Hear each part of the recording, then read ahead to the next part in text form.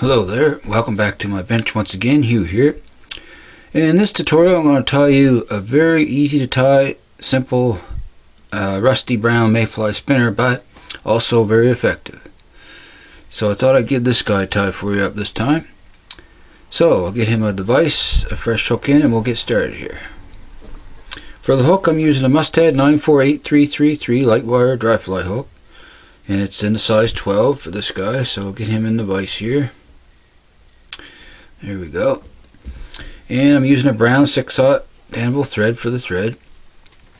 Now the first thing we're going to do is start our thread on the hook here. I'm going to come back about an eye length, and we're going to start wrapping back to halfway on the shank approximately. And then I'm going to snip off that tag end here. Now what I want to do is come back to about halfway onto that. Right there is a good spot. Now I have two CDC feathers here, and I try to match them up. If you want your CD feathers, you want to try for this pattern, try to match them up as close to identical as possible. And take one and face it right hard against the other, so there was concave, so they match one another up to keep the tips even, one against the other. Try to line them up best as you can, so you get one bunch like so. And I'm going to stroke those fibers together, and we're going to tie them on top here, just like you would any dry fly wing. And I want to size them up about hook shank length. Bring them on top, do a pinch loop, come down, and we're going to do another, come down, and then we're going to wrap back on these a few wraps, secure snug wraps. Come in and snip off our excess CDC tips here, just like so. Bind those down good, and then we're going to come back to the base of our wing here, and we're going to divide our wing. So we want to grab equal bunches on each side, just like so here, or best as we can anyway. Okay, just want to make sure they're pretty close to identical here, as you can get anyway. I'm going to snip that one little fiber out right there. Just going to snip that little piece out. There we go. Now we want to split those wings. Crisscross wraps here. Just like so. Just like you would on any dry. And we're going to make little figure eights as we go here. Try to get our wings looking as best we can. Okay, that should be fine. Couple more wraps. There we go. Now I'll move my thread back a little, and I got this swing a little bit longer, so I'm just going to snip a few of those off. And there's our wing so far. And a few on this side, I just want to snip them a little bit. There we go. And a few fibers on the top. Okay. Okay, next, I'm going to move our thread back to about to the barb here. And I'm going to form a little dubbing ball with some rusty brown dubbing. I'm going to take a small smidgen of that, form a little dubbing ball here. Okay. Just like so, slide that up on the thread here. We're going to wrap that on. Get him on here. There we go. And the purpose of this guy, I'll show you here, is to help splay our microfibet tail. And you got a little dubbing ball there on the back, so we're going to take, I got some dun gray microfibets, and I want 2 of those for the tail. So just going to select 2 here. Snip those off. Okay, and I want those a little better than hook shank length, so I'll tie those in here. Just like so. Get those situated. Then we're going to come back and wrap hard against that dubbing ball, like so. And that should start splaying your tails for you. And then come in to do a crisscross wrap in between them. Down and around and back over, just like so. And that'll keep those splayed really good for you. Wrap forward. I'll snip off those excess fibet tips there. There we go. Bind them down good. Come back to in front of your tail. There we go. Now we're going to start our abdomen, which is rusty brown dubbing once again. I'm going to form that on the thread here. A nice long skinny noodle.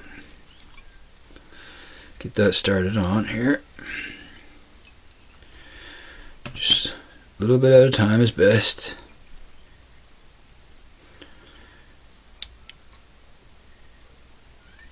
Okay. We'll wrap this on here first, see where we get. Wrap that on and make a first wrap right in front of your tail here so it keeps those where you want them. There we go. And start wrapping forward with a slight taper on this guy, so get some more dubbing. Begin to dub that on just like so here. Okay, I'll work that up on the thread. Start to wrap towards your wing here, just like so. There we go. Now we're right behind our wing. I'm going to put a little more dubbing on the thread. Okay, add a little bit more here.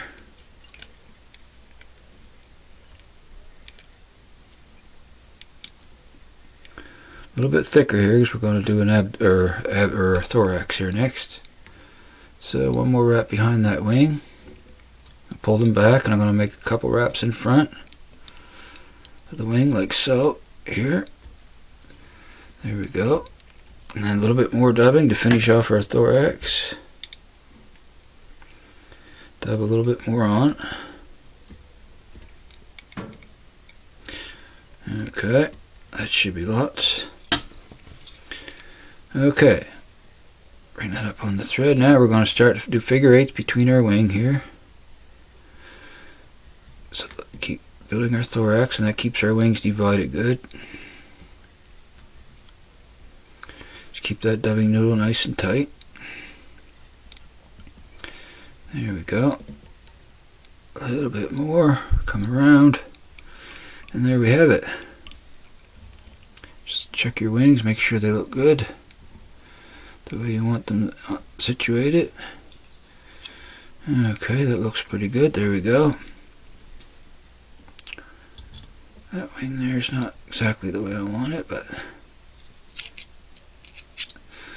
okay, there we go. There's another rusty CDC wing spinner, mayfly spinner. Like I say, a very simple spinner fly to tie, but very effective and floats really well. So all I got left to do to this guy is a half hitch and a whip finish, and we're almost done here. So I'll do my half hitch here first. Come in with a couple half hitches.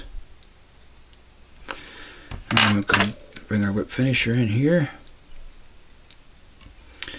Do a 3 to 4 turn whip finish. Come down, snug that up. Okay, come in, snip off that excess.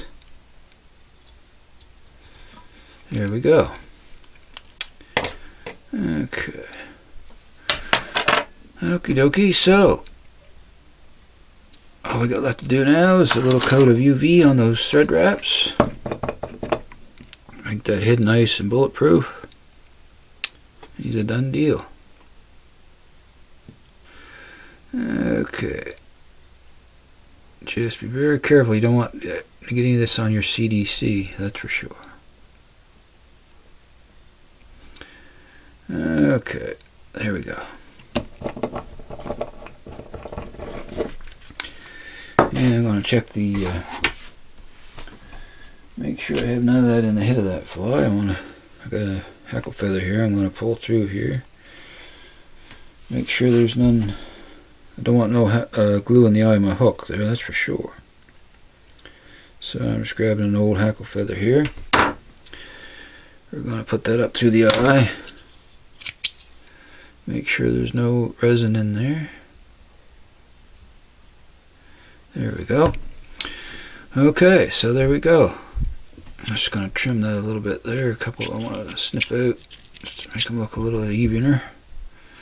Okay, that guy there's not quite where I want. There we go. So, once again, I hope you enjoyed this tutorial. And you can give this guy a tie. Like I say, he's very effective. If you're on the river and you see a good spinner fall coming down, tie this guy on and give him a whirl.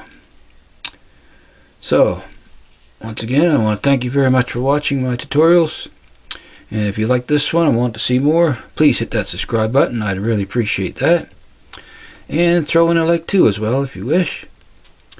So, once again, until next time, this is Hugh signing out for now. Happy tying, everyone, and I'll see you again soon. So long for now, folks.